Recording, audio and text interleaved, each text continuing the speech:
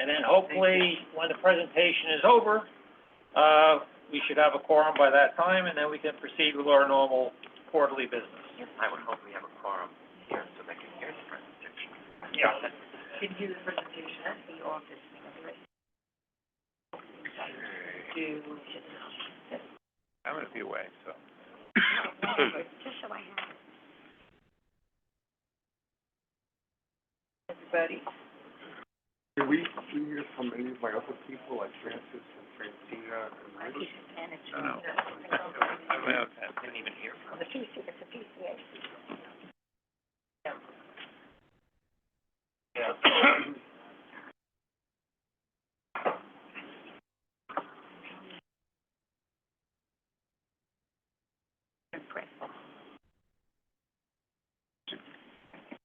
Just count that you know me.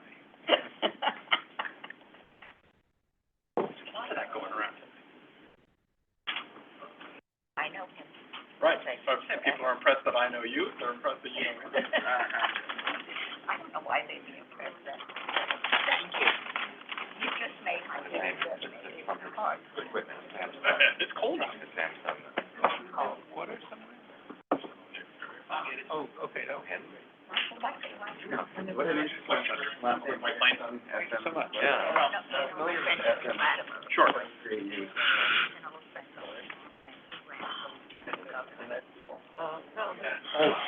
Oh, sure. Yeah, occasionally. I think more in the next 10 months. I just said, oh, you know what, I just had somebody. Which would, She doesn't want me to mention. we can't keep Carl, so. Oh, no, once, we're just waiting on Juliet. When she shows up, we'll go right in. One of his, one of Joe McDonald's deputies is a very good friend, Karen Pasquale. We are, it's on its way up, I heard. I gotta tell you, it was the first Make 8, Russell would be 9, right? They don't count. Okay. Rosalie counts. No, we've got 9. I don't know, we need 11. couple of changes came in. I took the local all the way down to Miles. Little 9 minutes. Definitely say hi to your dad. Will do. Once you say, Right. I knew Good. exactly, I can see you. It's an issue in the Bronx on the 4 Birch, but, I don't wanna start without it. that's northbound, yeah. I know. The issue is northbound.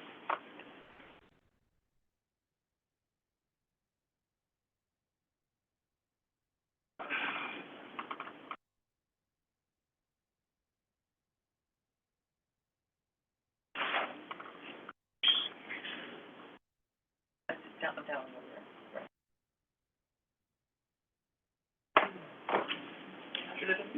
Cab drivers don't want to turn on the meter? The new thing that cab drivers don't want to turn on the meter? Cab drivers off. Yeah. Right, the cash is one thing, but he wanted the cash and no meter. Yeah, no meter. That way they don't have to pay for either, all it goes to their pocket rather Right, than. I get it, first time. Well, why weren't you taking public transportation? Oh, it's You 4 can't blocks understand from Liberty Street to here, I can either walk or I can. I'm being the good people, I know. remember? That's No, why we're I actually hesitate to bring it up. the transit riders. Okay. Sure. Julia's on her way. Oh, yeah, any moment? Wait a minute. Alrighty. I do. Oh, wait a minute, I have signed it. All right, folks, so once, we have 10, we need 11 for a quorum, so we still can't approve the agenda or the minutes, but as soon as Juliet Michelson arrives, we'll go right into our presentation.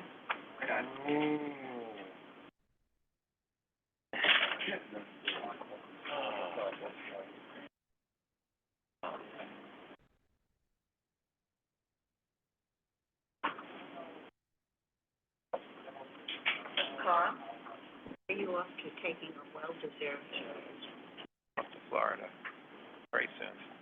Going to DeSantis land? You going to DeSantis land? Oh, my friend, I know people say they're going to Florida vacation, I say, going to DeSantis We land? set the back What are you talking about? story of his Those who are not political, you know, I say. They have, first time I've been there since he's been governor. a regular, short haul road.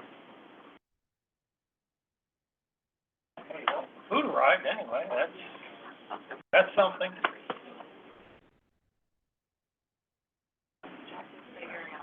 I know you like it. Yeah. You're in. I just like to sit close because I can never hear. So I was hoping to make the meeting, but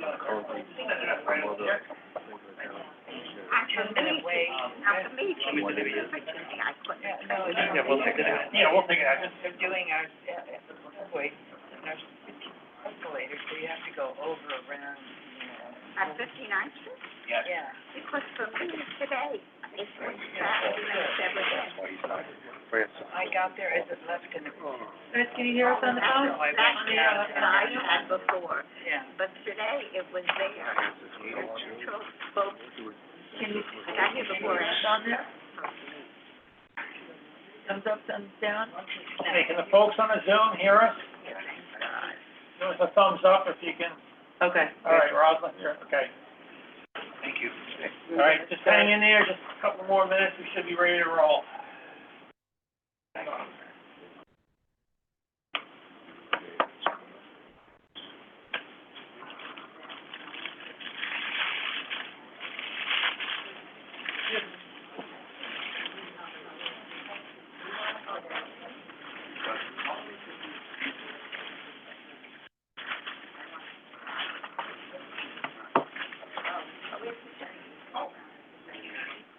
Can you join the Zoom? And you can join the Zoom, thanks. Yeah, PCAC.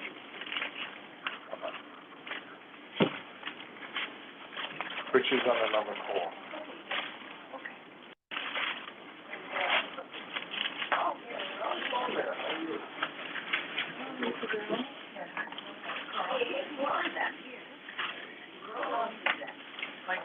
Good, thank you.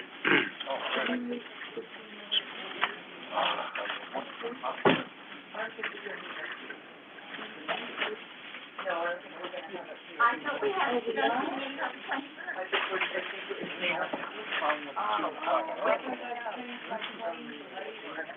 21st.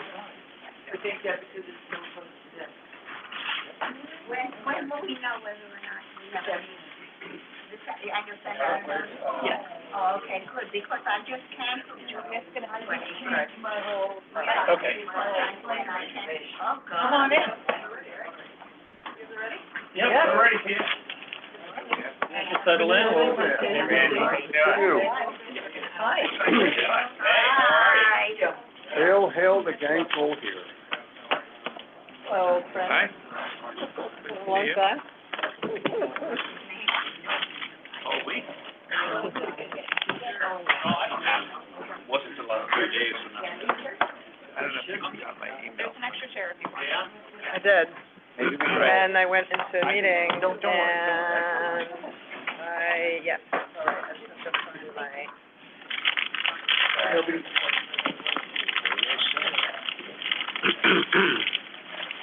Over the weekend. We could all just down a few feet on this side of the table. Right.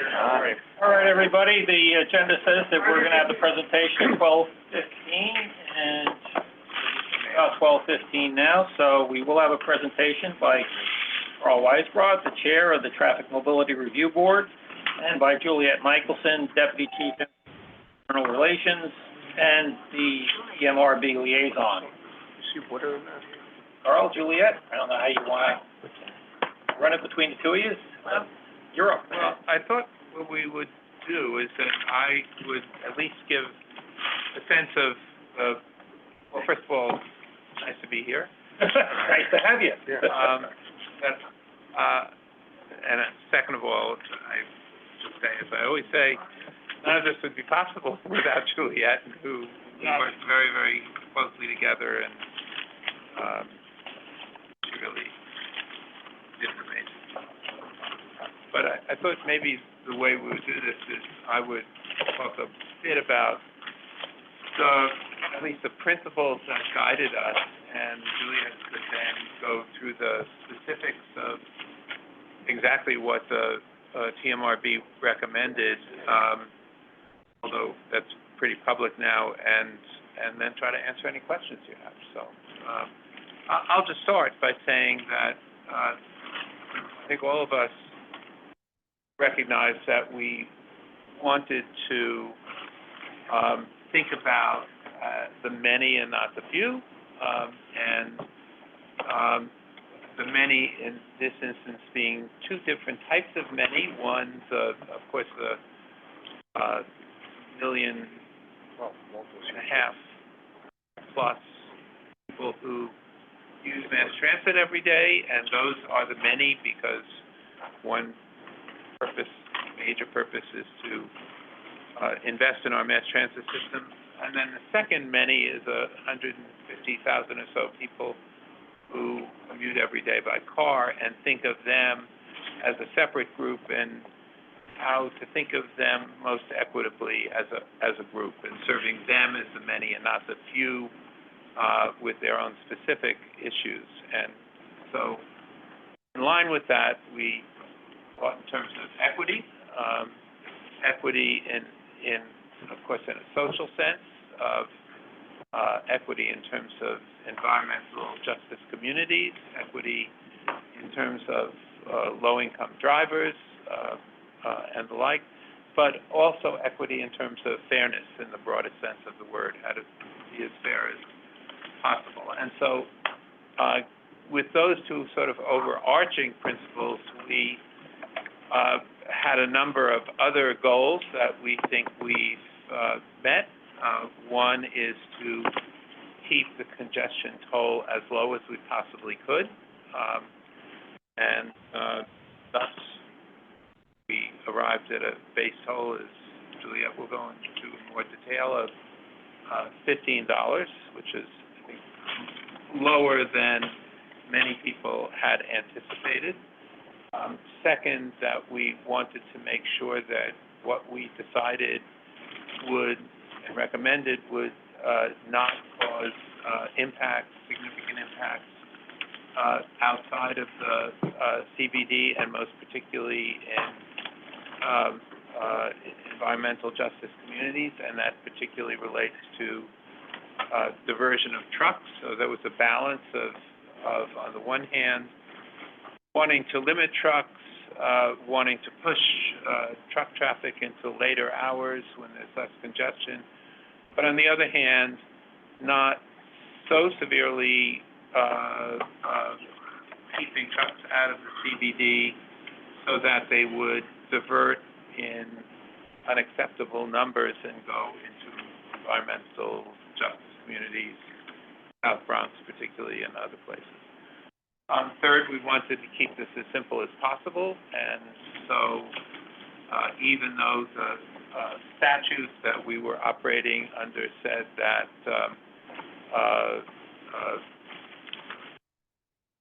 congestion charge could be for entering and or remaining in the central business district, the remaining part was confusing at the least, and we decided to charge congestion only on entering, which actually seemed to us to make the most sense, because that's what causes congestion, when people enter the zone. And then also in terms of equity and fairness, we could statute and the environmental assessment under which we were also operating said that we could charge taxis and FHVs for Lyft once a day. The amount of the congestion toll, let's say it would be $15 for, again, entering the zone, but we felt that that would create an unfair burden on the driver, who would have to pay that, because there's no guarantee that the driver entering the zone, leaving the zone, would have a passenger to whom the driver could charge, and it would be unfair to the first passenger if that passenger had to pay the entire toll. So Instead, we recommended a toll on the passenger, not on the driver, an increase in congestion, charge $1.25 on each fare for taxis, $2.50 on each fare for FHVs. And then finally, both in terms of equity, in terms of limiting the amount of toll, keeping it as low as possible, we severely limited, virtually eliminated any additional exemptions other than those that the statute required. Our exemptions were really limited to commuter buses, to specialized municipal vehicles, such as sanitation trucks, bulldozers owned by the municipality, by the city of New York, and the like, not privately owned. Does not include passenger cars that are owned by the municipality, only very specialized vehicles. And then on school buses, where school buses can be used for many purposes, we did not make a recommendation, but urged that the MTA try to figure out how to exempt school buses when they're used for transporting kids to and from school, but not for other purposes. And so we limited exemptions, again, for two reasons. One, to keep the fare low. The more exemptions we would give, the higher the fare, the toll. And second, once you start giving exemptions out, everyone says, why not me? How come I'm not getting exemption? And a lot of the requests for exemptions had substance behind them. We understood why people wanted exemptions. I still get calls I got a call 15 minutes ago from, you'll hear about it, as how someone.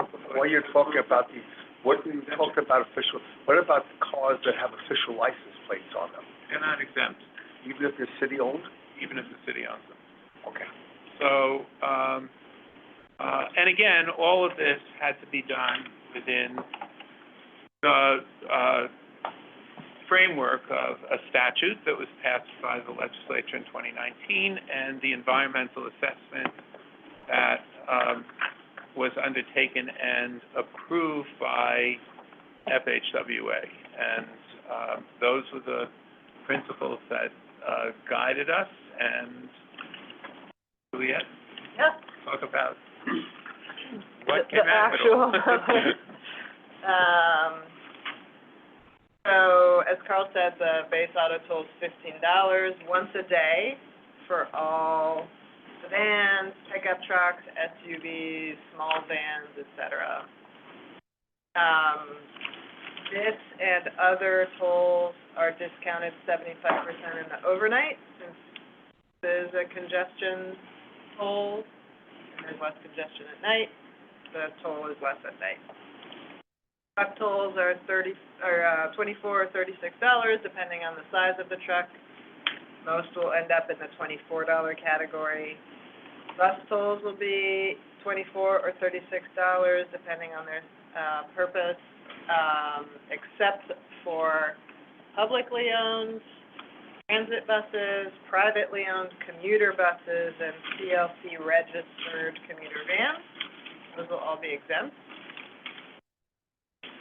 Motorcycle tolls, $7.50.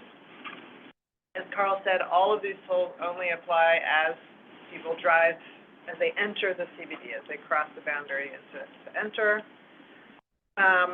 Vehicles that enter through one of the 4 tolled entries, so these are the 2 tunnels from New Jersey and the 2 tunnels from Brooklyn and Queens, will get a $5 discount off the CBD toll. So instead of paying $15, let's say, they would pay $10. There are larger discounts for trucks, seeing as they pay larger tolls as well. As Carl said, the taxi and FHV toll we're proposing to divide by the number of trips that those vehicles typically make in the zone every day, which is 12 trips a day for taxis, so $15 divided by 12 is $1.25. Ubers and Lyft typically make 6 trips a day in the CBD, so $15 divided by 6 is $2.50. The goal here is not to penalize them any more, or any less, I suppose, than regular cars, just to make it easier to pass along the charge to the customer, because it is, in fact, the customer who's making the decision to make a trip into the zone, not the driver. Julia, Yeah. when you say Ubers and Lyfts typically do 5, are you talking about leaving the central business district and then coming back? From or within. Oh, because I think they do a lot of trips, you know, within, for instance, they would just get the one charge when they entered the zone. No. So, sorry, Uber, Oh, yeah, Lyft, taxis would get charged for every trip to the zone, from the zone, and within the zone. They're passengers. They're passengers, thank you. No, How would, how would you monitor that? yeah, if they're not leaving the zone and the readers don't see them, how do you know how many trips they make? Great question, because TLC knows all. Okay. Oh, okay. Is that through the billing? What's that? Is it through the billing? Yeah, they have an amazing amount of data. You can even look at much of it online. They know where the trips picked up, what time they were dropped off, the locations, what the fare was, what the person tipped. I mean, they have a lot of information. As long as they were asking questions, I was gonna hold this, but Yeah. I've gotten a number of calls from people about the George Washington Bridge Yeah. and why it's excluded. I mean, I know it's, that you can take the George Washington Bridge and, well, let me not even say what I know and what I answered. Why is it excluded, and is that some form of discrimination of people who take the bridge rather than the tunnel? Yeah, so we made a decision that the only, credits that should be given are for paid crossings that come directly into the zone, of which there are 4. The Lincoln Tunnel, the Holland Tunnel, the Hugh Carey Battery Park Tunnel, and the Midtown Tunnel. That's it. And so every other, once you start saying, well, the George Washington should be given crossing credits, then what about the Triborough? What about the Throgneck? What about the Whitestone? What about, as someone suggested, the Gil Hodges Bridge? What about the Henry Hudson Bridge? Yeah, it gets crazy. What about the Bear Mountain Bridge? I mean, so we made a very clear cutoff and said, look, we'll give a crossing credit, which will have a modest, not as much as some people wanted, but a modest positive impact on toll shopping too, because it will be relatively better than it is today to take, say, the Midtown Tunnel or the Battery Tunnel versus the free East River Bridge. But that's what I do. Question about the taxis. The $1.25 surcharge for the zone will be on the meter? Yeah. What happens if the taxi just stays within the zone? Same thing. The $1.25 will still be there. Yes. It's, as Julia said, within the taxis and FHVs, it's not based on entry, it is for any fare that touches the zone, either stays within the zone, leaves the zone, comes into the zone. And the meters will be able to tell that it never enters the zone, so they will not be in charge every time. Yeah, I mean, the meters know now, you look at your taxi meter, it says where it starts and where it ends. It's like at 96th Street, it would go below 96th Street, where there's an additional charge. That's what it is today, right. Is that charge of $1.25 for passenger or for trip? If there's 3 passengers in the taxi? The trip. Fare, on the fare. Okay. So somebody working up in Manhattan will never be affected by it. Correct. The one question I've been getting quite a bit is there any kind of safe passage from the 59th Street Bridge north? A number of people have mentioned to me, I go across the 59th Street Bridge, we have cancer treatments in Sloan Kettering. One block in that zone, am I gonna get hit? They're not gonna, if they take the upper level of the 59th Street Bridge and get off at 63rd Street, they will never touch the zone, and they will never be charged, because they're never entering the zone. And is there a provision for coming back? They don't get charged for exiting, they only charge for entering. No, I mean, coming back from, yes. say, coming back from Yes, Sloan there's no Kettering, charge. you can get that, you can access They're the bridge without, Correct, they will be charged, it will be charged? Because because they will have entered the zone. They will have to enter it to go eastbound, yeah. Correct. One block, wow. Yep. You know, we have a statute that says this is the Okay, boundary. If it was 58th Street, it would be different. If it was 64th Street, it would be different, but, you know, Now, because you just basically, you made your recommendations, but the MTA board has to finalize it. Is that something that the MTA board can address as part of the, or that's a little bit?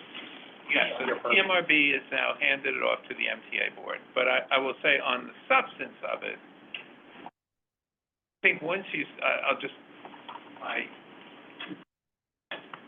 Yeah, go ahead. just a comment on it. Right. Once you start saying, well, you know, if you go 1 block into the zone, you're not gonna be charged, but if you go 3 blocks into the zone, you'd be charged.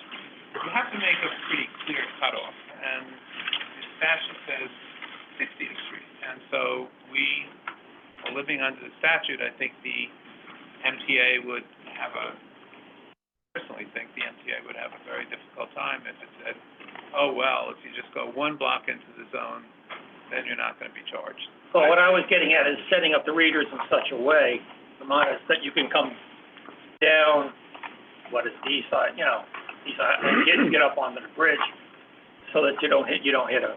I get the same issue, Yeah. I get the same issue from my friends in Battery Park City or friends in Waterside who Yeah. say, they're within the zone, but the FDR Drive is not, West Street is not. They say, why should I be charged? I'm just going home. I mean, I got, last night, a friend of mine said, why should I be charged? I'm just driving back from my summer house and parking in a garage. I mean, We have two of our members on the screen, but at this point, we're gonna be just doing members, and then we're gonna go other side. We have, take, Rosalind and then Larry to start. Ross? Oh, okay. I have 2 questions. One is, could you just repeat, or whoever was speaking, what the discount is for trucks and what period of time that covers? And my other question is, I'm constantly reading about New Jersey's suit regarding this. So can you help me to understand why it's disproportionately a problem for New Jersey? Because I live in Westchester, and if I would drive in as opposed to taking Metro North, which I prefer doing, if I were to drive in, I have to pay the toll, potentially on the tri-borough. So what's the rationale behind this being a hardship on New Jersey? It's an accident, nobody knows. I'll tackle first the truck question, and then we can get into the New Jersey question. The credit for small trucks toll is $24 and their credit is $12. Large trucks toll, is $36 and their credit is $20. And all of these credits are only applied to daytime toll rates, because in the nighttime, since we've discounted everything 75%, the toll rates are so low that those credits no longer make sense. On the New Jersey question, I mean, you can, there's no question that the crossing credits that the CMRB has recommended are favorable to New Jersey. They currently are about 20% of all vehicles coming into the zone are from New Jersey. And if they were to not get any credit. They would presumably be 20% of the traffic moving forward. You can imagine that with a credit, that share will go up some, meaning they will pay less in the grand scheme of things than New York drivers. But that doesn't satisfy New Jersey. But isn't it also true that whether you live east or west of the central business district, you're being treated equally? Yes, we So are. why New Jersey? Why not? Well, now we've heard some Long Island Why not? representatives complaining as well, so. But it's equal. Right, and let's not Not forget, focused on New Jersey. If it was only the Hudson River tolls, then it would be focused on New Jersey, but it isn't. And I don't remember them asking our permission when they raised the New Jersey Turnpike and Garden State Parkway rates. and just to add to that and what Juliet said, the reality is that business thousands, I believe, of New Jersey commuters use MTA facilities every day, so they are beneficiaries of this too, and New Jersey, Well, their own transit systems, right, as dire jeopardy. we've seen, New Jersey tends not to invest as they should in their mass transit system.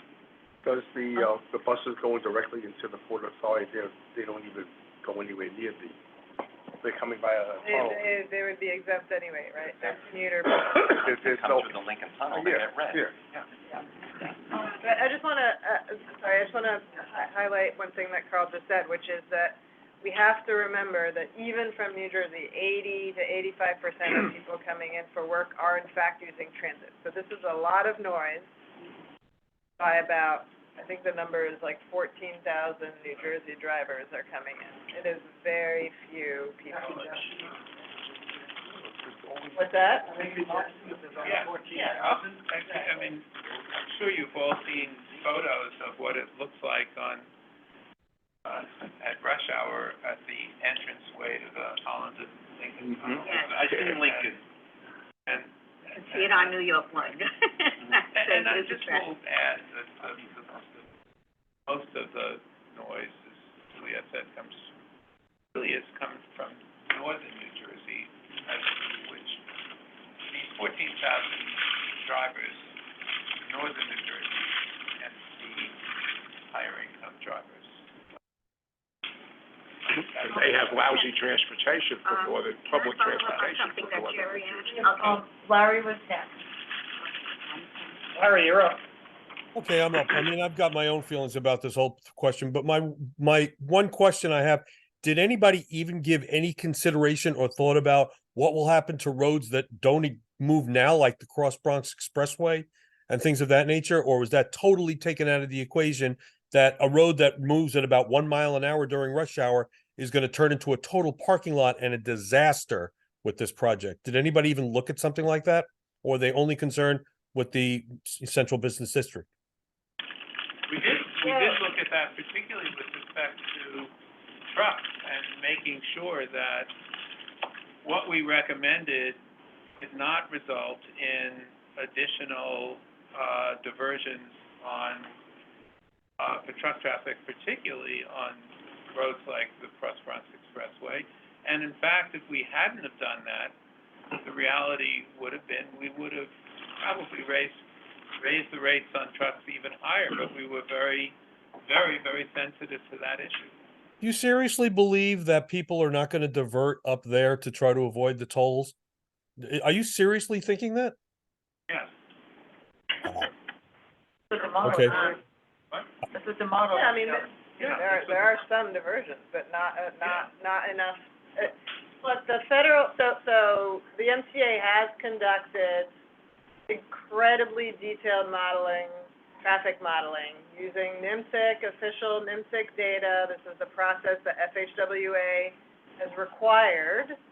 They did it hand in hand, looking over our shoulder the entire time, and based on that work and on the mitigation measures that the MTA, the city, and the state have committed to, have found that the impact in the Bronx and in other communities was not significant. So, I'm sorry, go ahead. No. I would just add one other point about that, which our colleague on the TMRB, Kathy Wild, mentions all the time, and rightly so. And she, as you know, is the president of the New York City Partnership, represents the business community. For most trucks, time is money. And one thing that we do expect will happen with congestion pricing is it will speed up the ability of those who have to get into the central business district, get into the central business district.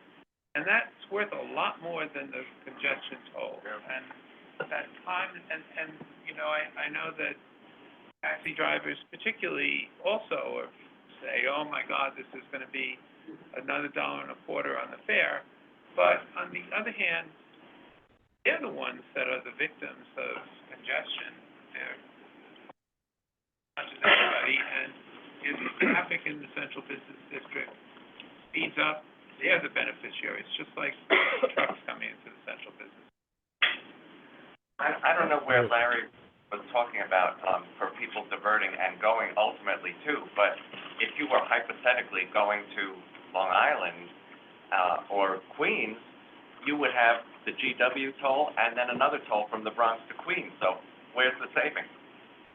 I don't know which one of you answered, Jerry's question about using, Sloan Kettering as an example, but, I just got this, last night from a friend who was at Lenox Hill Hospital. I live a block away from Lenox Hill Hospital. And she said, I am telling everybody I know, and my doctor at Lenox Hill is to switch from New York Presbyterian or NYU or anything else and come to Lenox Hill so they don't have to pay a toll. No, I mean, this sounds silly, but since there are no medical exemptions, then this only happened last night from a friend who was at Lenox Hill and asked for my help in getting a cab from there to go back, and I told her that cabs always stop in front of hospitals no matter, I mean, that's the best place to catch a cab, at least where I live, you know, instead of standing.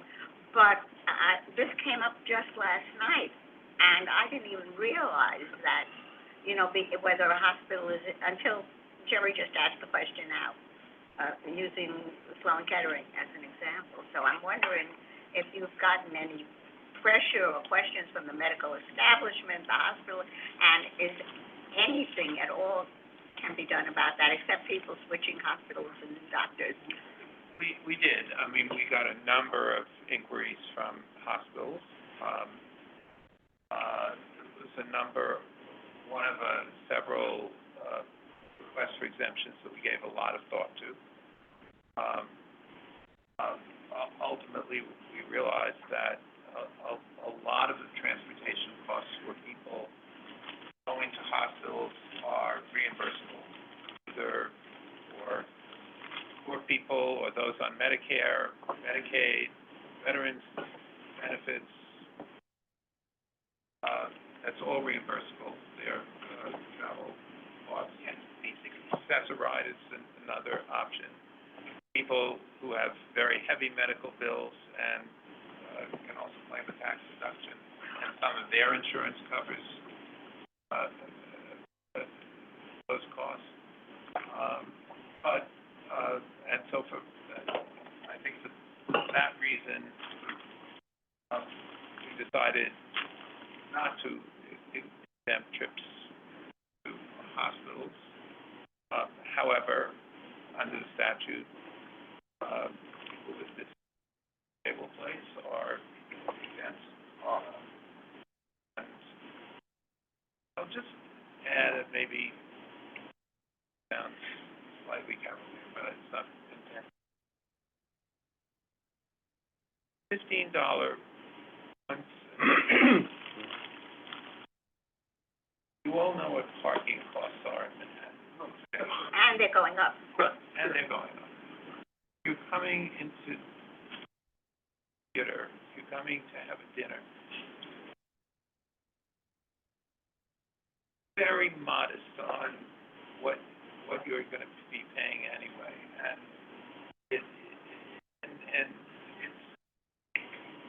world was coming to an end with this, but we did give a lot of thought, particularly on the medical exemption.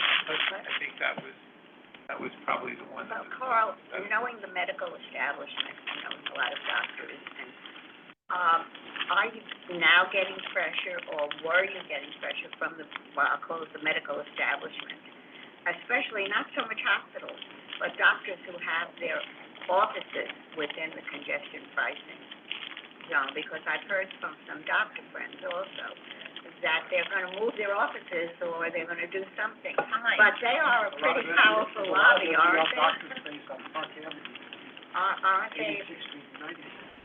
aren't they a pretty powerful No. lobby, medical establishment? I just want to, before you guys answer, we need to restore some order to the question. I'm sorry. Okay, so Karen had her hand up before. I wanna make one Can we get through after you respond to I wanna Trudy? make one quick Yeah. point, which is that, we should not forget that the response times on ambulances, fire trucks, other emergency vehicles has gone down several years in a row. They have never been slower than they are today, and that also has a lot of medical value. People can, right, get to the hospital faster after a heart attack.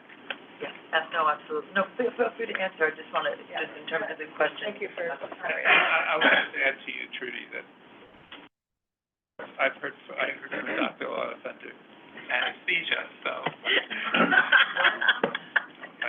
Anyway. Karen had a question, and then I saw that Chris, and then Randy.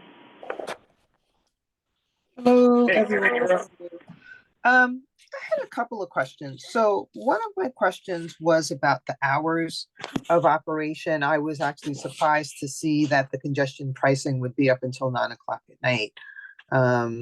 And, you know, I'm just curious as to why those hours were chosen, and this time's on the weekend. Also, is it just one way into Manhattan, or is it also coming back?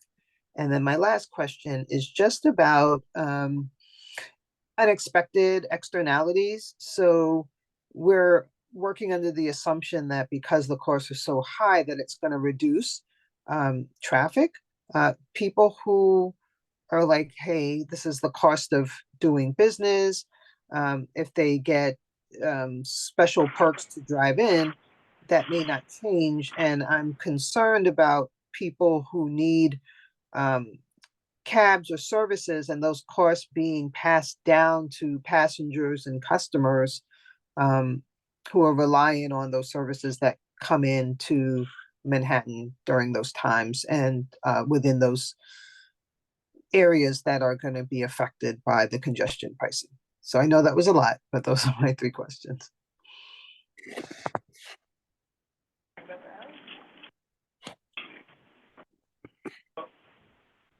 all right, I'll talk about the hours, and then we'll take it from there. Thank you. We looked very carefully at 2 things. One is we have data about how many vehicles enter the zone by hour, how many vehicles leave the zone by hour. There's no doubt that vehicles start entering, believe it or not, at 4 o'clock. As many vehicles enter between 4 and 5 as do between 5 and 6. And repeat. And a lot, the traffic starts really early. And vehicles don't really start leaving until the late afternoon, early evening. The other thing we looked at was travel speeds within the CBD. And again, there you see they're about 14 miles an hour in the dead of night. They're down to 7 miles an hour in the day. And they don't start picking up again until 9 or so. And we were surprised to see the same was true on the weekends. Speeds slow down a little later in the morning on the weekends than during the week. But there is just as much congestion on a Saturday afternoon, on a Sunday afternoon than there is on a Tuesday. So that's why we chose. And I'm trying to remember your other questions. First, the charge is only on entry, not on exit. Okay. The other one was about the cost being passed on to passengers and customers, and whether or not the high fare is the burden of that high fare is going to be placed on everyone equally, which Yeah, I'm not convinced it is. For taxis, the average fare now approaching $30, average fare. So it's, I think, in the very high 20s. So this on a fare within the zone, or that touches the zone, this is about a 5% or so increase. Not going to be, I don't think is really a threshold issue for most people who use taxis, and it's a little higher for, as a percentage increase for FHVs. But data shows that FHVs particularly, I don't think we have recent data for taxis on this, but on FHVs, the demand is extremely inelastic.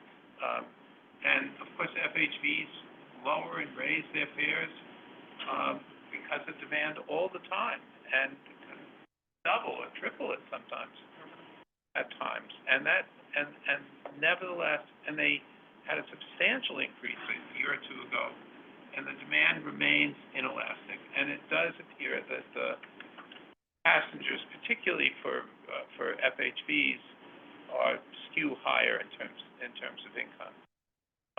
But I'd like to make a broader point about all of this. And as Julia said, I said all of this, our thinking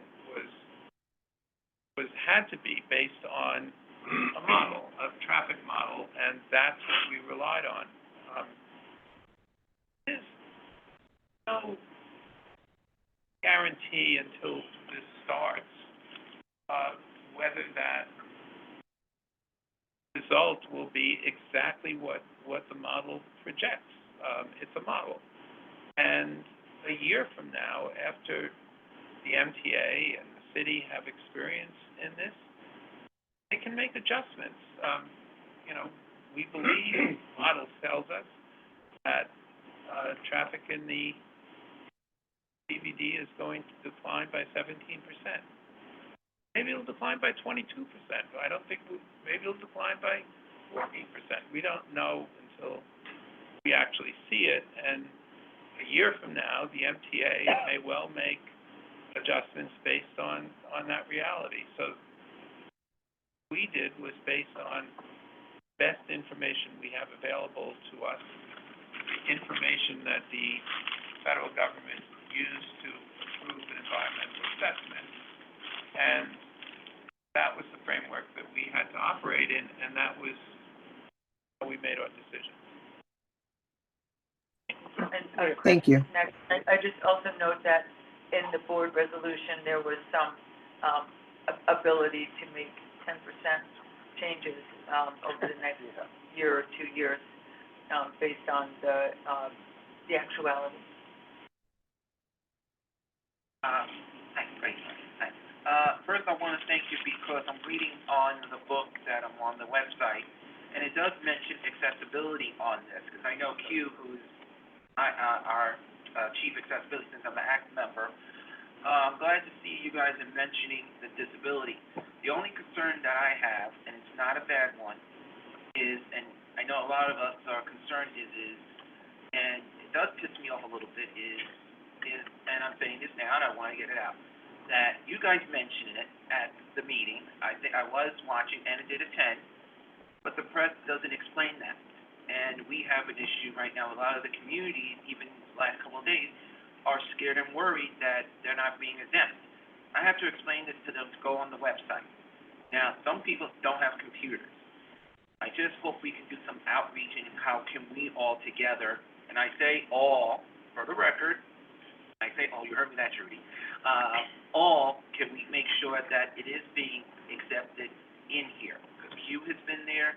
I know I've been attending them virtually or in person, but I'm looking at it in front of me. I'm glad to see it says Medicaid and Medicare advanced enrollment and other things. can we just, if we are gonna promote this, can we please make sure we have promote this for the accessibility and a breakdown, so they can understand? We don't have this confusion going out. Suggestion, I think, I've been a little, maybe I shouldn't be,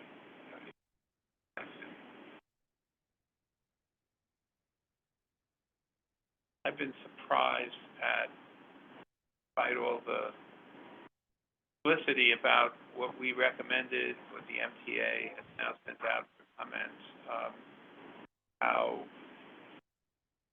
many people still haven't seem to know what it says, and I get it out there. Responsibility. Maybe, Yes. maybe. The MTA, no, it would be, Well, perhaps we could have Ran- something like and us. with an FAQ, frequently asked questions, I think that would be, you know, because some of the questions we're bringing up, this way someone can just reference it and they'll probably see their question right there. I think, I do think that would be very useful, because a lot of the questions that you've asked, and you're pretty sophisticated about, I mean, you follow the MTA regularly, you have questions that I get every day. I'll just give you the key. Well, Randy had a question. So over the week, I had some report on CBS. It sounded funny, and I notified Ray. Ray said he would research it. He said he would notify you people about it. But you said about handicap plates. People have to register ahead of time to get the exemption? Are they limited to New York plates? Can someone from the board talked about getting plates online in Mississippi? Can they put those plates on and just come through without having to pay? I mean, it's like opens the door for a huge amount of abuse. So the plan right now is a two-part plan. The first is there's a organizational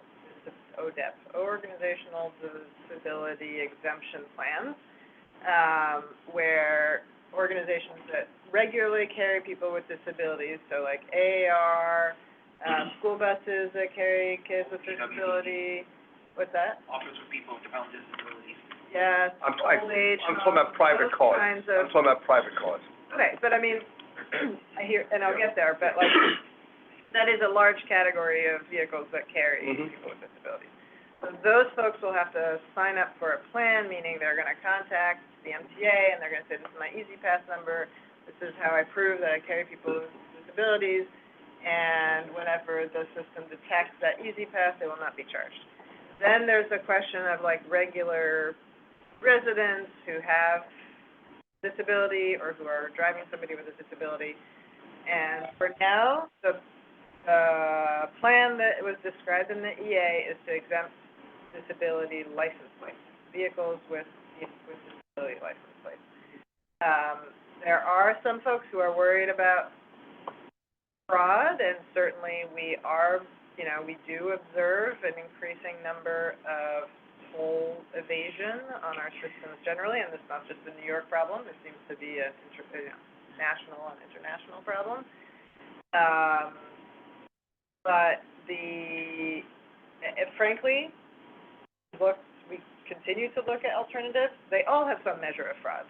They just all have some measure of fraud. So I think it's a question of how easy it is to operationalize it, how much trouble you make people go through to sign up for an exemption, and how much fraud. And those are sort of things that you balance. License, and then there are people who have the tags, which they're not supposed to drive around with in their window, in their windshield. I mean, are they also, they can't? Those are not license plates. Those are tags. So I don't think it's too much of an ask for someone to have to register their vehicle to take advantage of the program. In the same way as you have to register to have a senior rental card or now the senior Omni, I don't think it's too much of an ask. That should But be this is all part of the, you know, public awareness program that I think the MTA is gonna have to develop. And saying something like, if you have handicap plates, you're good. If you just have a little tag you stick on your visor, you're not good. And this way people will know if they're gonna be coming into the city on a regular basis, maybe they need to go and apply for the handicap plate. And But register it. they kind of need to be instructed on this.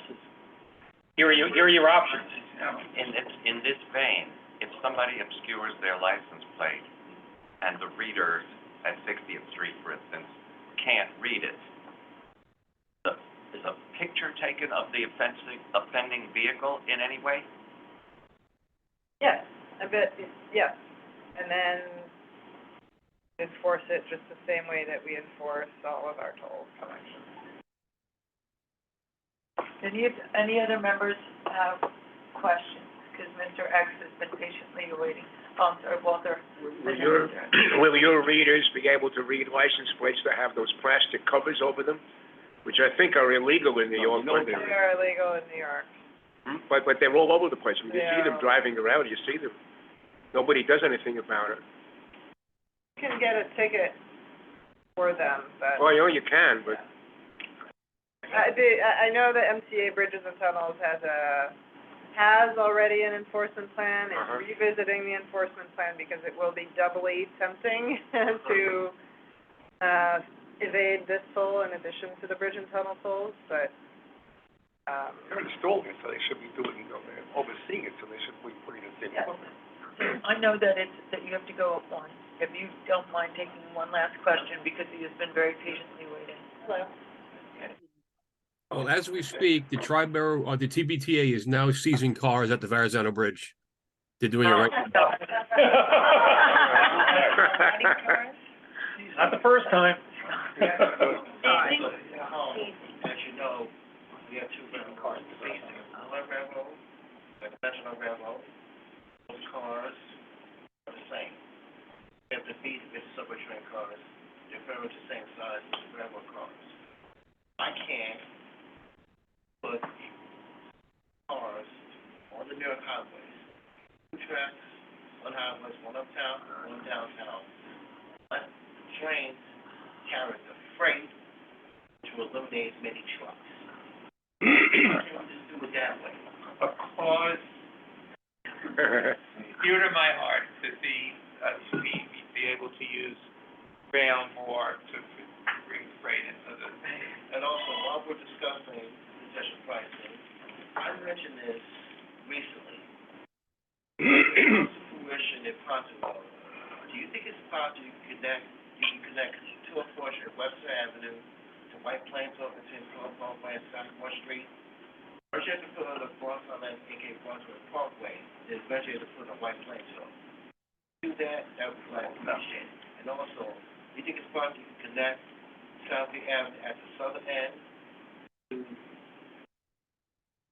North Southern Parkway and Lewis Boulevard? Based on Massachusetts, connect Lewis Boulevard to White Plains Road. It's really not there. These are questions for our, for the next capital program conversation that we hope to have in March. Yes, that's something you should bring to. So save that question. Yeah. But right now, thank you so much. Thank you. I really appreciate it. It's really very informative.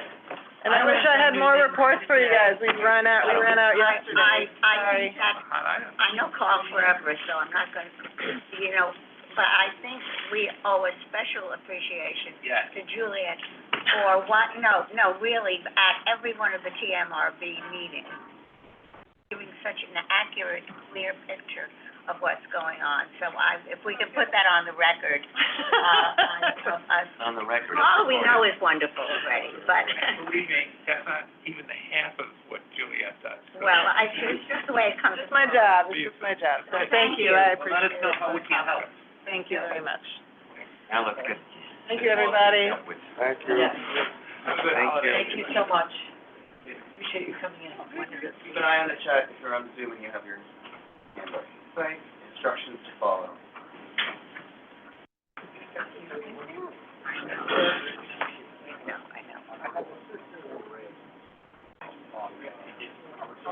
Thank you.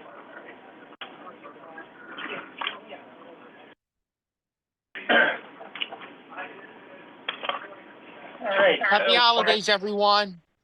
Happy holidays.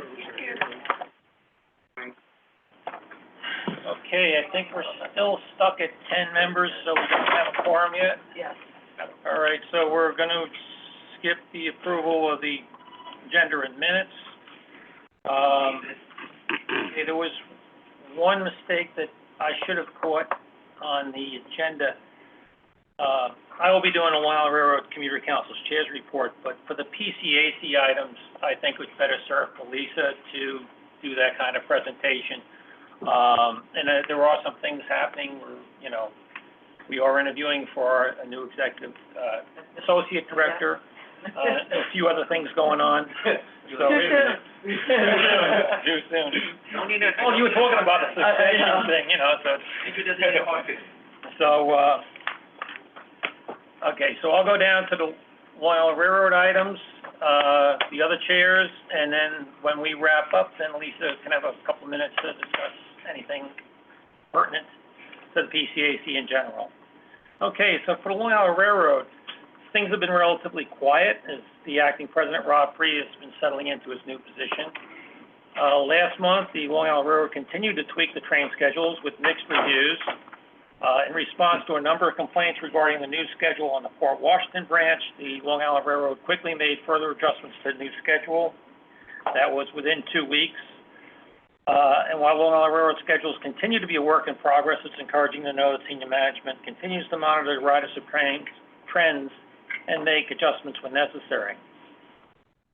Food and beverages are becoming more available to commuters in Penn Station as shops are beginning to open on the Long Island Railroad concourse.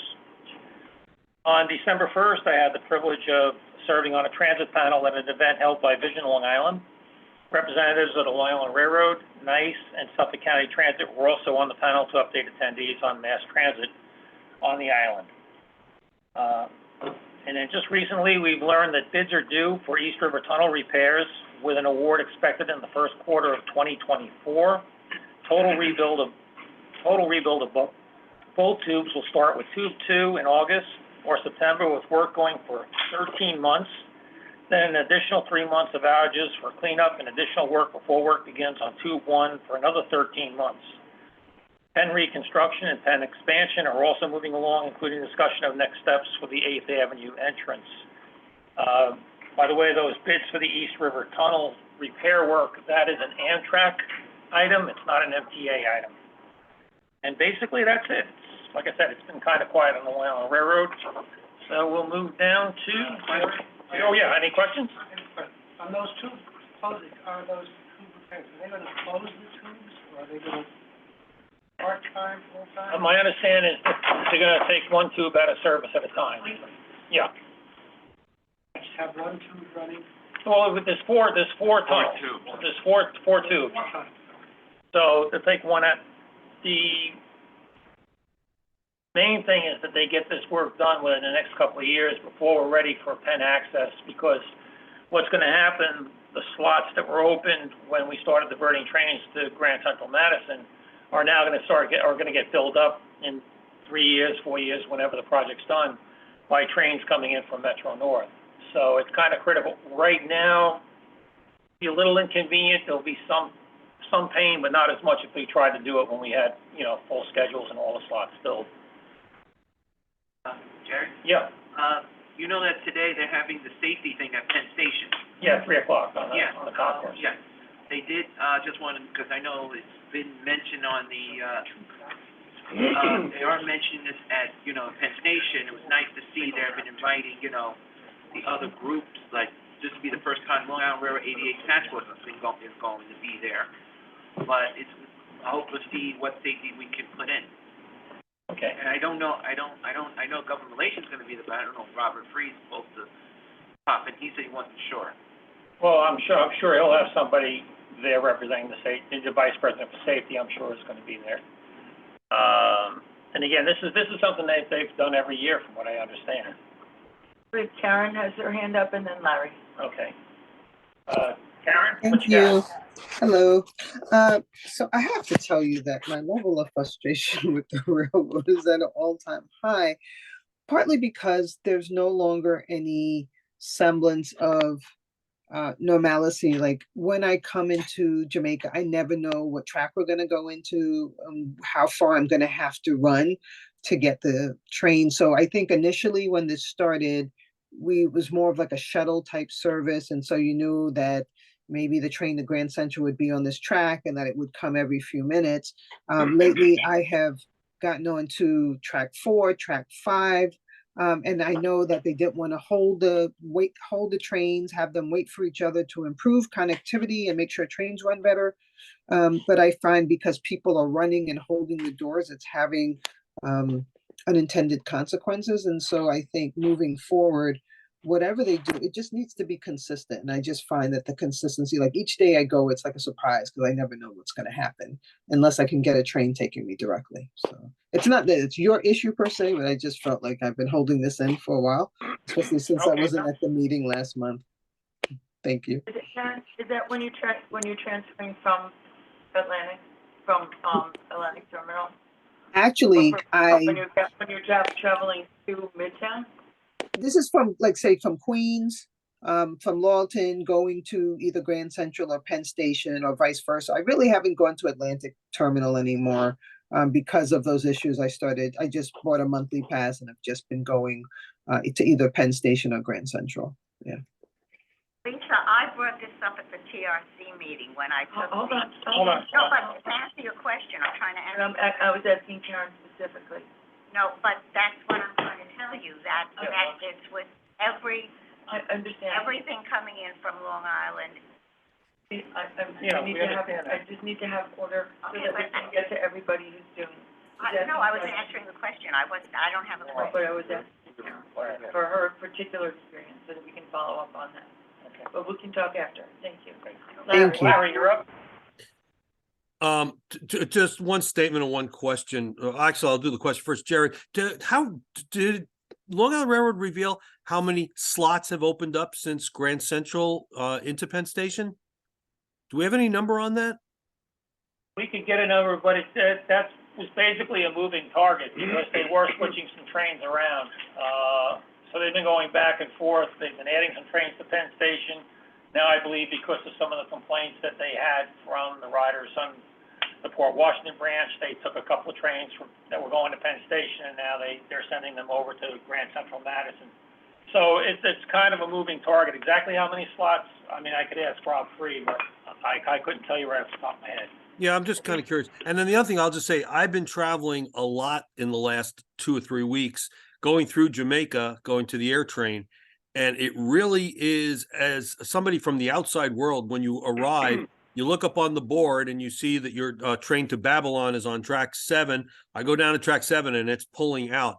They're not holding trains at all. So time connections is done. And when you're traveling from, obviously I live on Long Island, I'm used to Jamaica, but I can't tell you how many people I was seeing getting off the air train, looking up at the board, seeing that there's a train on track 7. And then when, as they're coming down the elevator, because they have luggage, the train's pulling out the door. I think something's got to get done on those signs so people don't go running to a track as the train is pulling out. And after the train pulls out, you see the sign say boarding. And I had that quite a few times in the last 2 weeks. Yeah, that is a concern. That's something that we will raise with the railroad.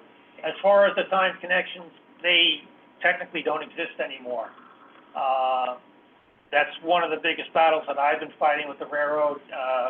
They've come back to me and explained, the choreography of trying to get all those trains through Jamaica, and if they start holding trains, it's going to be a domino effect, and it's just, and I'm trying to explain to them, yeah, I understand that, but the clientele that I represent, they don't want to hear that. They just want to, So if there's one term that raises the hair on the back of my neck, it's timed connections. I hate, not time connection, transfer opportunity, but it's really not transfer opportunity. Oh no, but it's there is a median that could be done. If a train is in the station, it can hold its door for 1 minute for a train that's right across the platform, not close the door. And so as a train pulls in, the door on the other side closes its door and it's pulling out as soon as first train opens up its door. There really is no harm of holding. I mean, I understand the time connection thing and the ripple effect, but a 1 minute hold or something of that nature for trains that are in the station, for them not to hold the door, I think is ridiculous, my opinion. Well, I did mention that to Rob. They said they were trying to be a little flexible with that. Apparently not flexible enough. In fact, I think Lisa can tell you, she had a recent experience, the same thing. She's on the platform, the train is there, and it pulls out, you know, it's just. But for Lisa, they put a sign up that said, "Too late, you missed it." Well, unfortunately, that's a great idea, but I don't like that sign idea. Sorry. Agree. Jerry? Right, yeah, I yield. Judy was the I first. was just gonna say, Yeah. all right, Trudy? Yeah, well, first of all, at the PRC meeting, I gave a full report coming in from Glen Cove, and it was the first time that I live on the east side, so of course I wanted to go to Grand Central Madison, and about going into Jamaica, and I don't want to go through the whole thing. But the one thing that I brought up, which is what I was trying to say when Karen spoke, is that the mean distance, when they announced it on the train, that if you want to go, you know, if you want to go into Penn Station, stay on this train. If you want to go to Grand Central Madison, I hate that name, but anyway, it's on track, whatever they said. And whatever track it was, meant going up and down. Yeah. You know, and I have difficulty walking these days.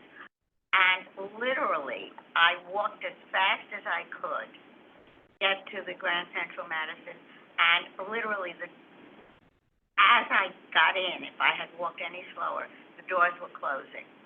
So what Karen says, and then I talked about it to some other people, and I think I brought it up. The one negative, because everything else was positive about Grand Central Madison and the way the signage has been, is really wonderful these days. We had complained about the signage when it first opened, and but something should be done to realize that there are a lot of elderly or disabled people who are coming in from Long Island and want to go to Grand Central Madison and have to go to another, was it Larry who was just saying, you know, going up and down the stairs and just missing it. So something should be done, leaving a little more time between trains and realizing that everybody can't jump and run from one train to another, unless they figure out something about have them literally across the tracks. But otherwise, if you got to go up and down stairs, even if there's an elevator, the time it's too tight. No, understood, and we've brought that up on multiple occasions, so it's something we're Even still if they're working on. across tracks from each other, if they pull in, one pulls in and the other one's pulling out, it doesn't make any difference. Yeah, but having it that you got to go up and down stairs or take an elevator, which isn't there, you know, makes it even longer. Yep. Alrighty, Jerry, I did, wanted to bring up about Jamaica, because Larry brought it up. There's been an issue also, elevators have been going out a lot. I did inform Port Authority, okay, because some elevators are out, and the Long Island Cares have been, you know, diverting people to where, down a freight elevator, which is the garbage area, which we don't like smelling garbage on that, but at the same time also, the elevators, some elevators that are working are not that healthy because there's a little gap. When I mean gap, it's like, it's not even out, so there is some safety concerns. Long Island 88 Task Force is aware of this, but I think you should be aware of this as well. oh, and I appreciate that. At the conference I was at, there was a presentation on the, Port Authority's elevator and escalator alert system that advises them when, it's from Greg, that advises them when things are out of service. And Rick Cotton has one, something installed on his computer screen on his desk that lets them know as they go, can he push the button and fix it? Because that's the only thing that's really. Thank you. Right, well, we want to move down Yeah. to, With the three of you with your hands raised, please put in the chat if this is specific to the Long Island Railroad Community Council. next, we got to move on down to the next. Otherwise, we're gonna, when we get to old business, new business, why don't we let's do the council first, then we'll take you on as, old business, new business. Hey, Thank you. Andrew, you're up. Jason Anthony has a 6 on his symbol, and he doesn't live in the district that the 6 runs in. He lives in Brooklyn. Oh, well. So we have a few items to report. ACE will be replacing ABLE bus lane camera enforcement starting next May. this is a good thing because not only will the bus lane be enforced, it will also be the adjacent lane. So anybody that's blocking that lane, which stops a bus from pulling out of a stop or trying to get out of traffic and maneuver better, will be fine. So, that's coming next May. We're hitting new post-COVID ridership, numbers again, 3.86 million midweek, and last Saturday, which was the first, I guess it was the only day of SantaCon, we hit, almost 3 million on that day, which was amazing.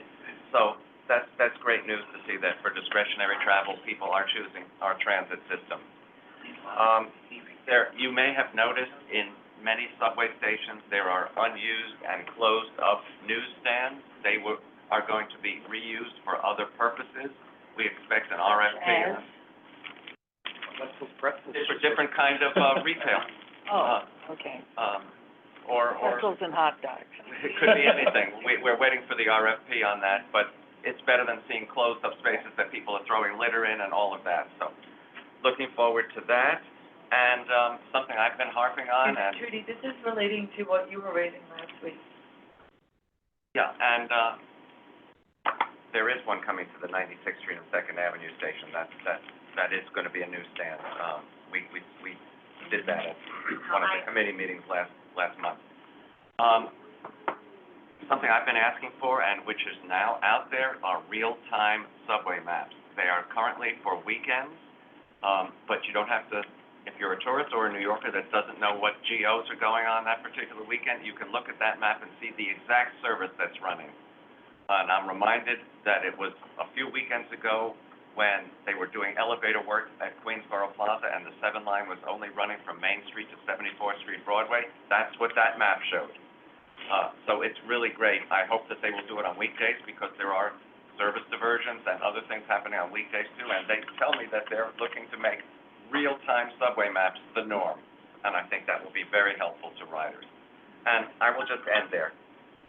Any questions for Andrew? I do.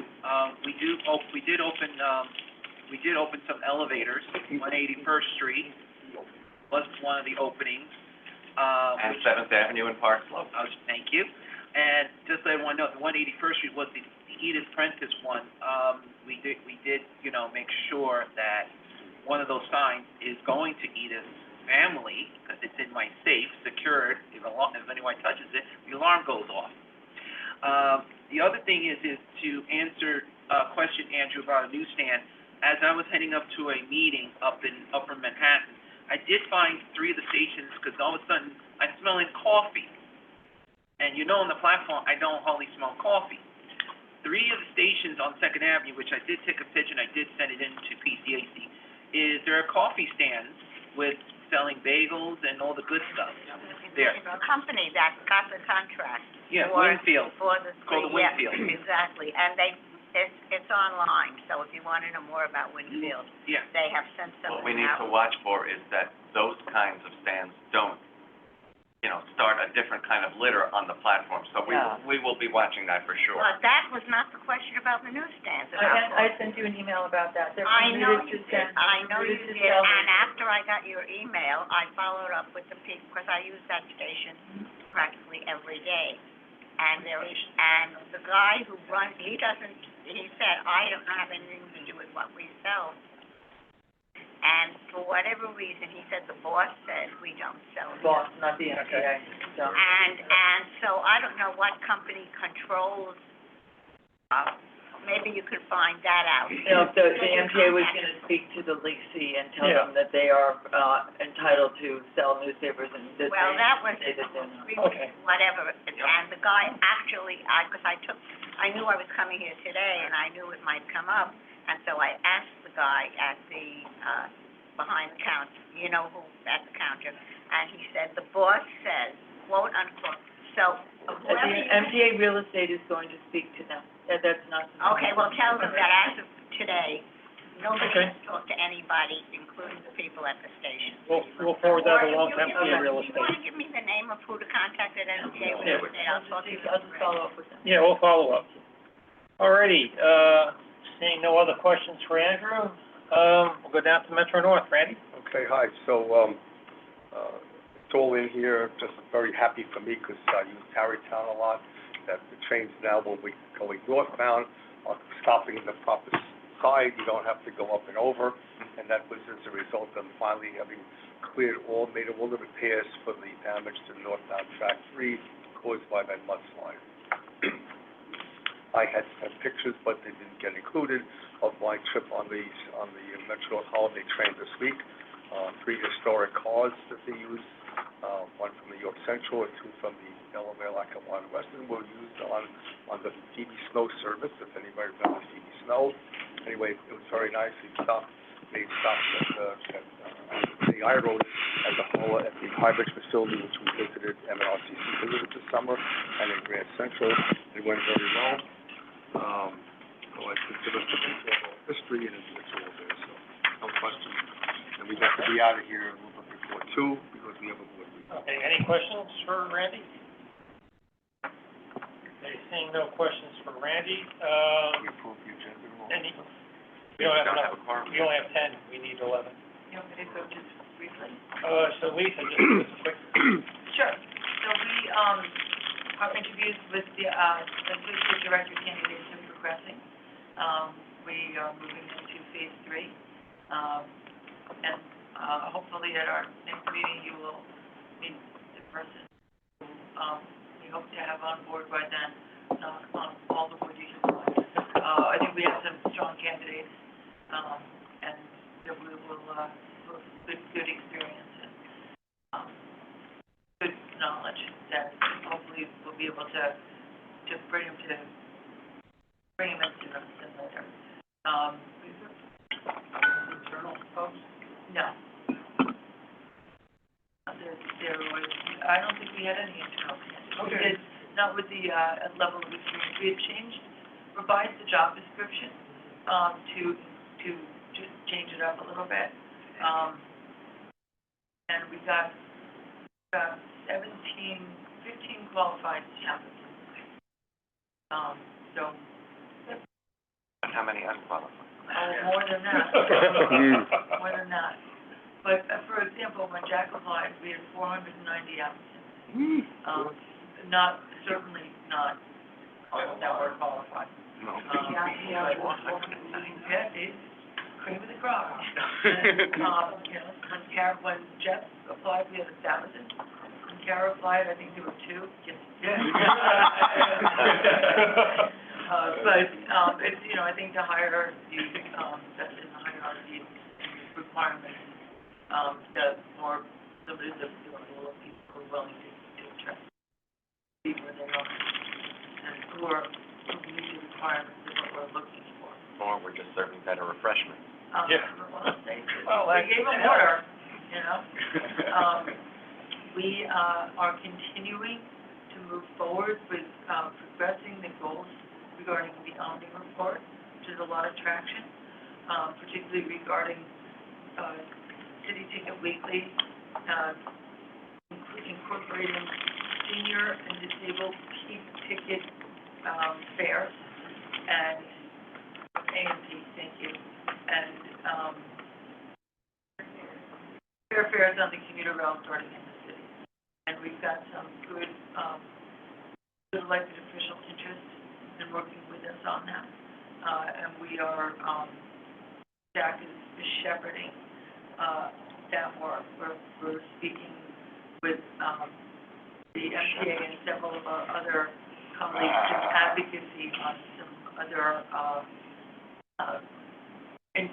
issues of interest legislatively that we hope to advocate for. We held a rally last Tuesday, before the board voted in support of congestion pricing that the governor came to, which was great. It was really, very exciting. And, on Wednesday, we had an op-ed in the Daily News and changed the language that Scott and Larry raised some concerns. And that's maybe, Your presence was noted in the, Thank you. TV report. Well played. yeah. Especially some of Well, wearing a us red jacket, And the jet. and a jet scarf, right? Yeah. Any questions? Any questions for Lisa? Okay, You wanna mention the calendar? seeing none, The calendar? oh, yeah, we do have the calendar. Yeah. We sent the calendar to the members. There's also There's also copies here. copies here. I didn't get it. Oh, can you pass it down, please? Yeah. The questions, the dates, I think Jeff sent that's relevant to your council, to each council. So, that's what we are looking for next year. For next Thursday, Andrew will let us know this afternoon, we need to have a quick informal TRC meeting based on, what the board can cover. Otherwise, we really just met today. Usually we have more time and distance and, Holiday week. and holiday week. We don't have a TRC meeting? We may not. We may not. And if we do, we may be, virtual. We have one. You'll let us know by the end of today. Yes, we'll let you know by the end of today. Actually, David had a question he put in the chat that was related to the bus redesign, being able to absorb the capacity from, congestion pricing. Did I phrase that correctly, David? David, you're up.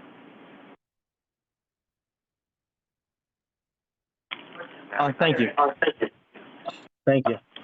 The MTA, as you know, is projecting 2 to 3% influx of riders after congestion pricing goes into effect. What if it's 5 to 10%? And how will the local bus service be able to handle the influx of riders? Well, we've raised that issue. I raised it. How quickly, how responsive can transit be for a massive increase once congestion pricing starts? Will we have to go through PICs with the union? Will we have to do this or that? They say they are getting back to me with how quickly. Apparently, President Davey believes there is room to accommodate a fair number of additional riders right now. If it looks like they're gonna have a lot more riders than they expected, they will take alternate measures. But, I think it would look really terrible if we weren't able to accommodate the additional riders. So I'm confident that they will do what they have to do to get the process moving rather quickly if it looks that way. But of course, there's an estimate that 22% of drivers will switch to transit, or railroad if they're going to a place that's near Penn or Grand Central. So, we will follow that very carefully, David, you can be sure of that. And one of the things Thank that we you. are eye on also is the installation of station and follow through on bus lanes and busways. The city DOT commissioner, noted the other day that the city's woefully behind their installation, probably more woeful than And we thought. that same person was celebrating a double width bike lane on 10th Avenue, and I don't have to tell anyone that rides the M11 how slow that bus is due to double parked vehicles, delivery vehicles, The entrance to the, you name it. in those- And now there's one less lane of traffic. So buses, without a dedicated bus lane, that bus is really gonna be slow. Not these dedicated lane, but there are lots of other places in other boroughs that could really benefit from Absolutely. like, but, as we saw from Fordham Road and as the DOT commissioner referenced, some of the, political, will wasn't there and some of the, donor will was. Circumvented that process. So there's not gonna be a lane on Fordham.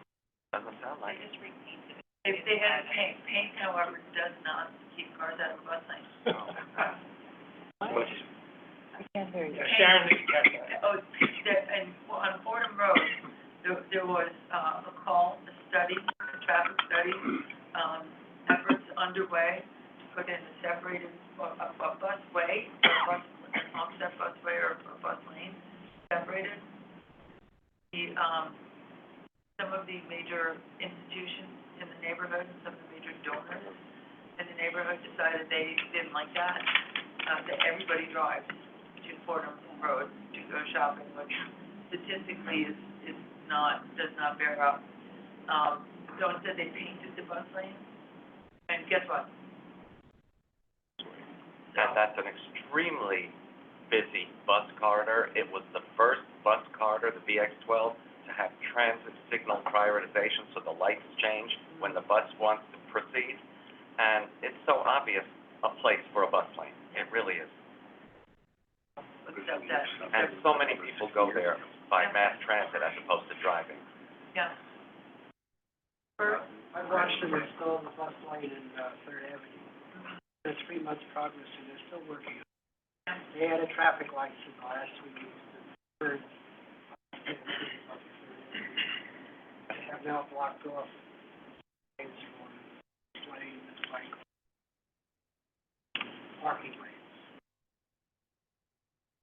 It takes a while for people to adjust and adapt to it.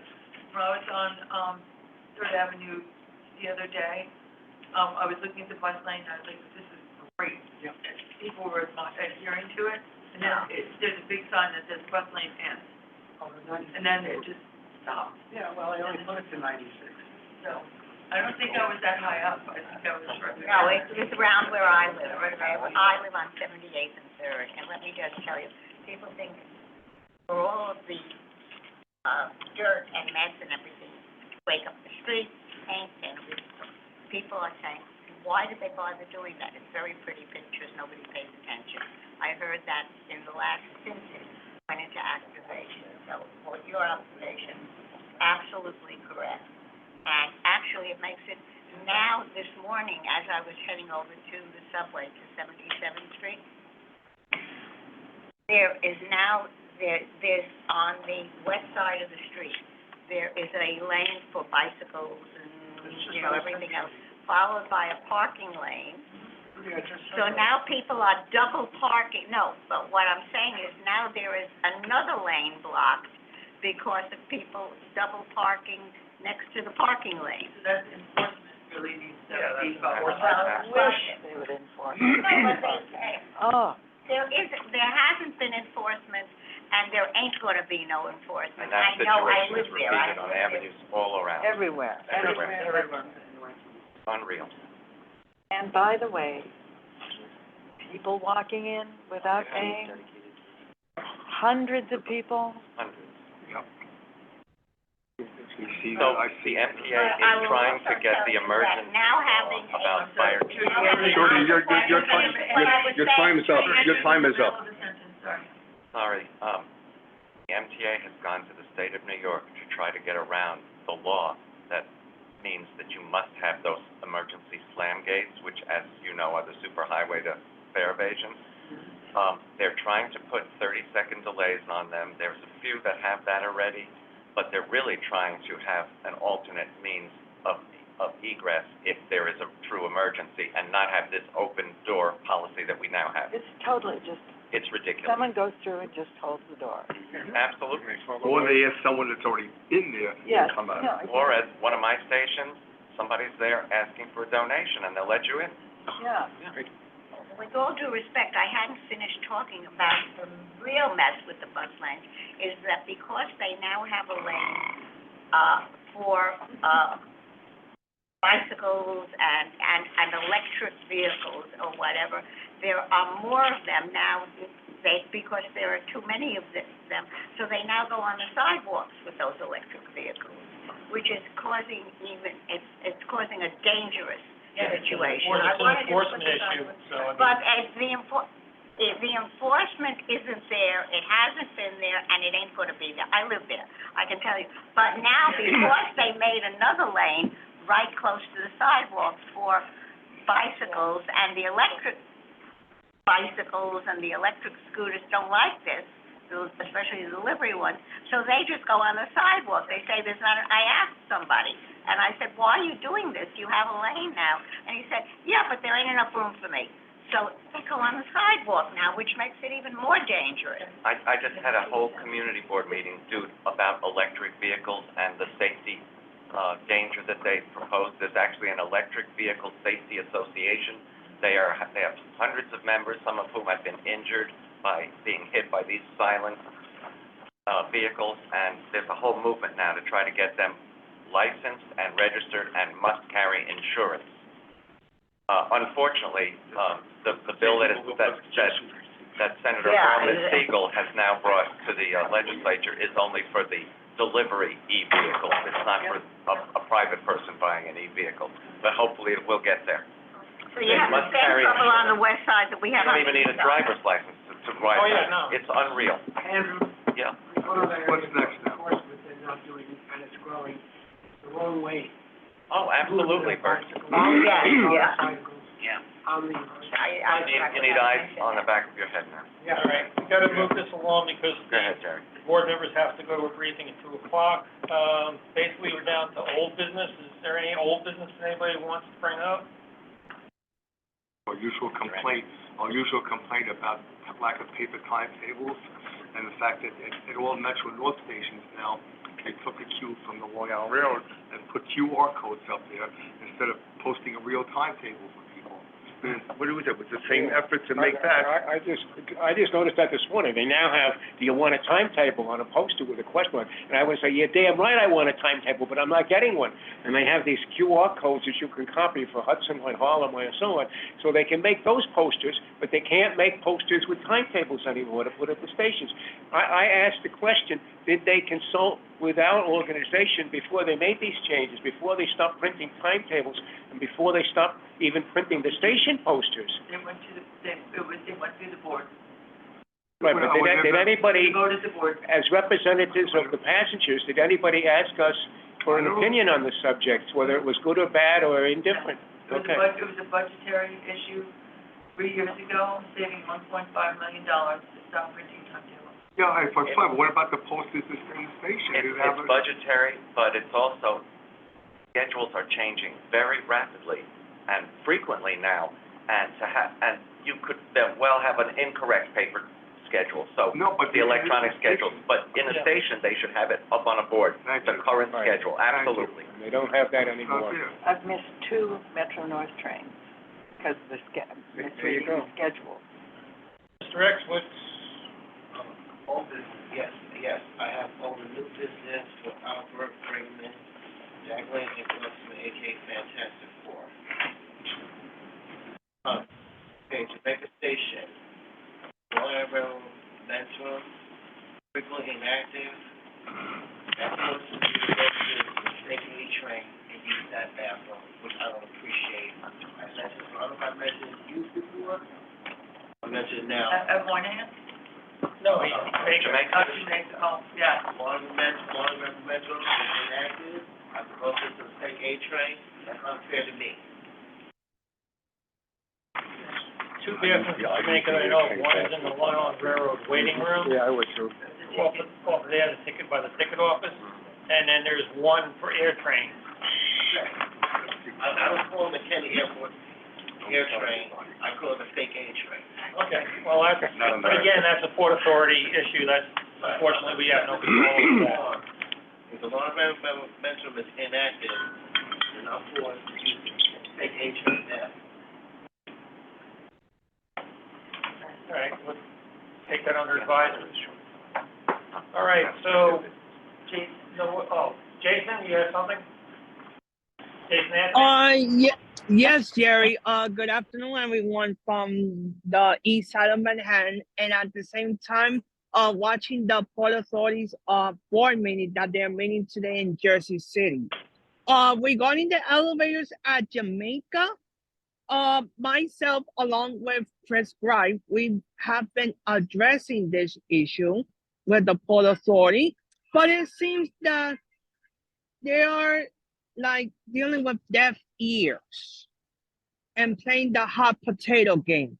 So we expect in 2024, keeping pressuring the Port Authority that they could give us an answer of why the elevators are breaking down so often. And let's see what else I have in mind. Oh, and just to let you guys know, the Port Authority again they're gonna raise the fare of the air train. Therefore, it will cost more, and the tolls in the New Jersey side will go up in January, like they do every year, quote unquote, due to inflation. So, so that'll be all, Jerry. Happy holidays to everybody. Happy holidays. Thank you. Holidays. All right, there being no other old business, Like a motion to adjourn? Second. New business, sorry. do we have any new business before we adjourn? One quick dumb thing. Yeah. There are two up-down elevators at 59th and Lex. They're repairing one of them, and to go downstairs, you have to go around, down to the yellow line, blah, blah, blah, blah. There is an escalator that they now have coming up. Could they stop that escalator so you could just walk down the escalator and take the other one if you come up? Oh, but Did you follow that? Isn't there, you mean at the stairs at the, south end? I'm talking, yeah, the south and west side, they're fixing the escalator. Yeah. There is still an escalator that is coming up. If they would stop it, you could just walk down the stairs there as opposed to going all the way around. Yeah, that's Huh? really. The up escalator is very But there is an up escalator at the other end. That's at Yeah. Huh? Yeah, it's 60th. Is there a date posted for how long this, Who knows? Forever. There's a date, There's forever. no exit there at the, we can find out what the estimated time for the, repair is. All right. All right, just to mention it. Mr. Rex, what do you? Okay, Jerry, Yeah. new business. All right. Elevator 279, Columbus Service Station, so on Uptown train, earlier today was inactive, I was on upper level, service light was on. But it's like happened to it, remains a mystery, how long it is inactive, remains a mystery. I've seen it happen periodically, one person inactive, the service light is on, there's something blocking it. Did you report that? No, I didn't report it, they happened earlier today, but this message is. Okay. That's the one train at 59th Street, is it? Elevator 279, so it's the Uptown train. Okay. And also, we need another elevator there. It should connect Uptown 1 train to the downtown A, B, C, and D train. Put it behind the wall. All right, that's something worth looking into. Yeah, we'll look into it. Okay, before we adjourn, just one, quick thing of new business. The end of the year, so we're going into 2024, so if any of the council members have any ideas of what you would like PCAC to look at for 2024, any concerns, anything you think we should be pushing harder on, anything that we haven't been addressing, just send me or Lisa an email, just so that we can look at it and see if there's something we can do for the coming year. We do take input from our members seriously, so we just wanted to put that out there. And other than that, we don't even need a motion to adjourn because we're not an official meeting, So unfortunately. what would we should, we have 10 of us are here, I mean, did we have someone online that was, that would count? Roslyn is 10. Roswell made 10. We're 3, 4, 5, 6, 7, 8, he was 9, and what do we need, 11? Need 11, yep. Stuart's the one. All right, so, I don't think I count, do I? no, because you're not publicly Neither accessible. you nor Scott come today. If I wear a mask or something, does that work or no? All right, well, folks, we're adjourned. Thank At you. 1:29. Happy holidays, everybody. Everybody, this is pretty good, we got somebody.